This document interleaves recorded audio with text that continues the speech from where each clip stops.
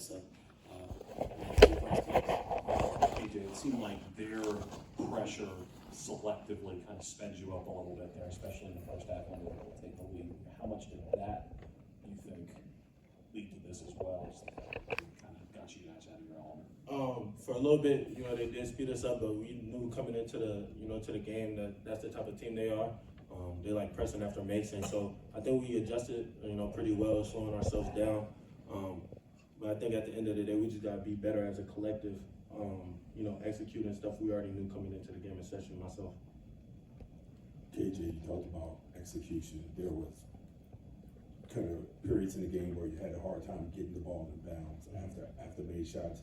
What exactly were they doing that was making it so difficult? They're a physical team. I think we just had to match their physicality. I feel like we were looking for the refs to bail us out. But at the end of the day, this is a man's game, and we just have to man up. And that's the best way I could put it. And I think we did that.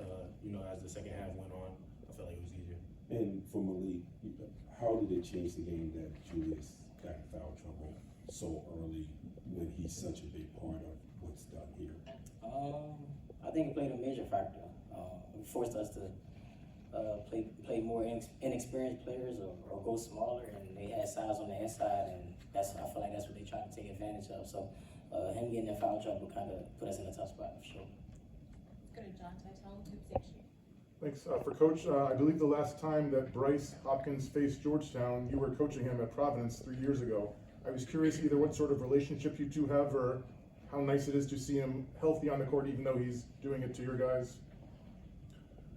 Yeah, I'm always going to be a fan of somebody who's played for me, regardless of the school. I'm very happy that he's healthy and helping his team. Happy to see him out there with a smile on his face.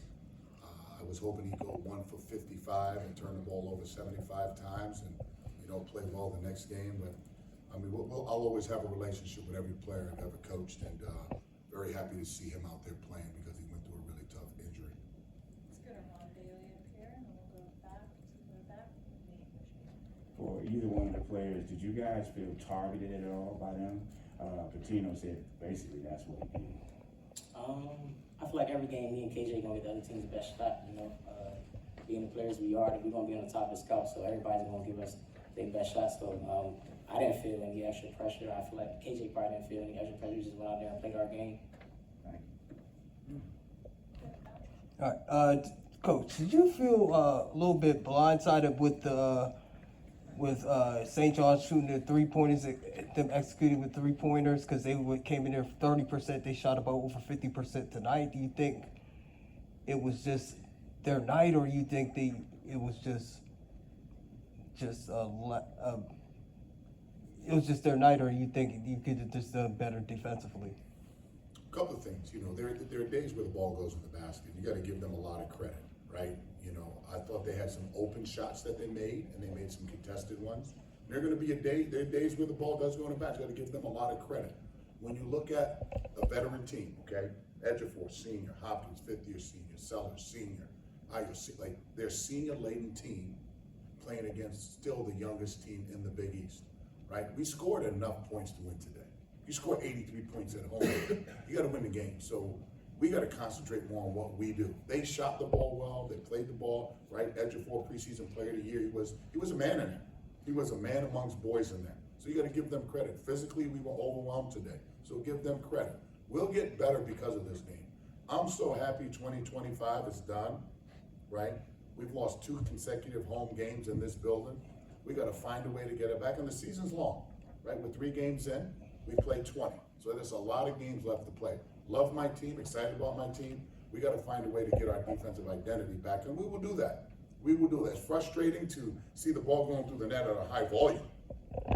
Man, did it go through at a high volume. That's not their norm, but they had a day today. It's the end of the year. Give them credit. We'll move on. Slap them on the back and say, hey, hopefully we can defend better next game. All right, KJ, how do you evaluate the perimeter defense from today? It was probably like D-, maybe C, or B-, maybe D. I think overall we just gotta be better, taking, accepting the challenge one-on-one and as a team collectively. All 5 guys got to be on the same page when we're on the floor, offensively and defensively.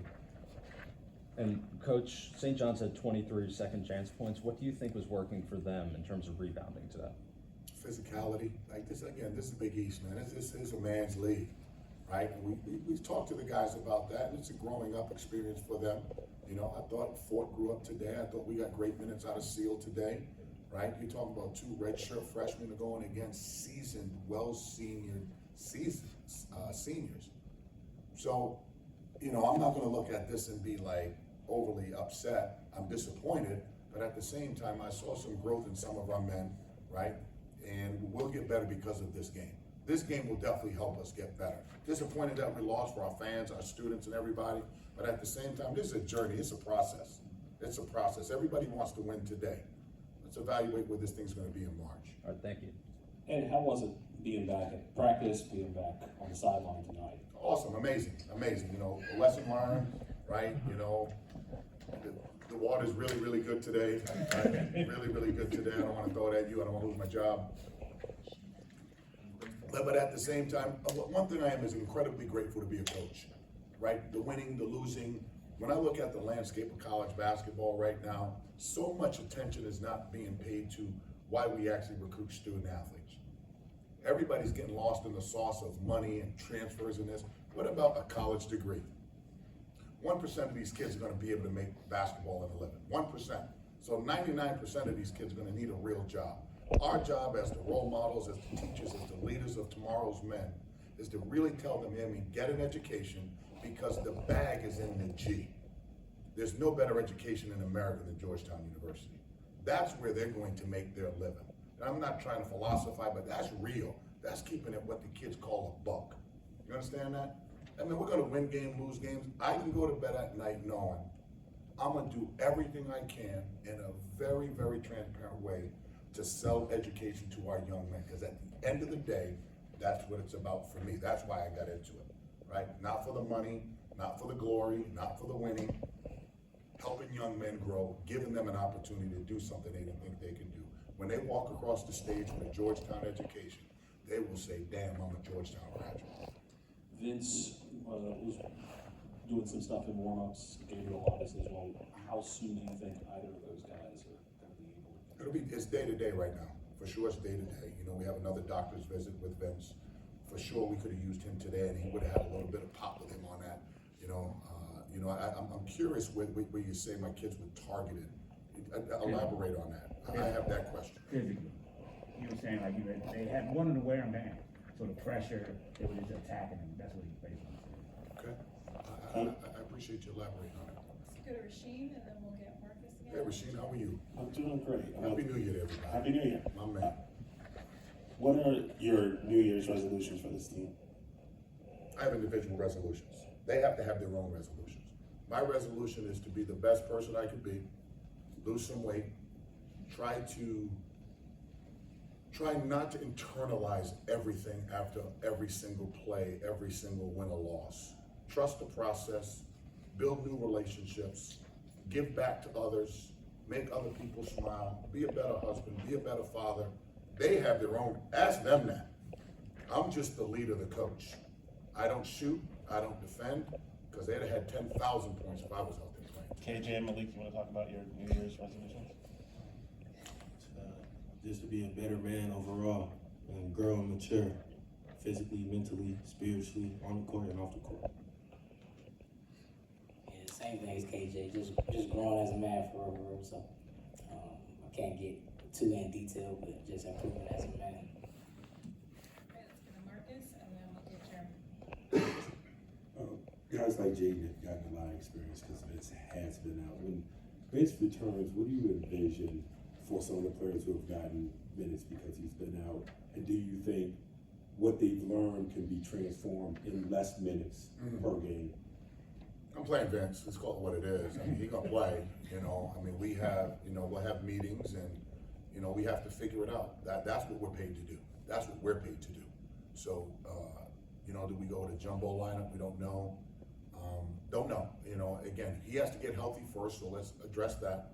Let's see where he is conditioning wise, because he's been out since, I don't know, the Clemson game, right? You know, he'll definitely help us in front of the rim. He'll definitely help us physicality. What it's allowed us to do, though, is to develop the guys behind them. We may not be able to play those guys in longer periods, but we know they have game experience now, and it will just add depth to the overall team. But I can't wait to get Vince back, right? Because we definitely could have used him today for sure. It's good, Jeremy. And because of Canada, this season is going on a while. So long. I don't ask the kids, so I'll ask you, is this team and is this staff mentally fatigued at all right now? Oh, hell no, baby, it's basketball. That's what we're here for. I don't think we're mentally tired. I don't think we're physically tired. I think we're excited, right? We'll be rejuvenated. Right now, we have games every other day. You know, getting healthy and getting more guys back into the rotation. You know, you lose a couple of games, and I think there's either a negative overtone or here we go again. It's part of the process. It's part of the deal. We're super excited. You know, we'll give them tomorrow off. We'll have practice on Friday, Saturday, Sunday, travel Monday, play on Tuesday. And, you know, let's throw that thing up. Stay positive with one another. Keep our energy high. Keep our hopes high. Right? We're one shot away from trying to do what we got to do, and we'll get there. Thank you, everyone, and have a very happy New Year. Happy New Year, everybody. Happy New Year. Good question.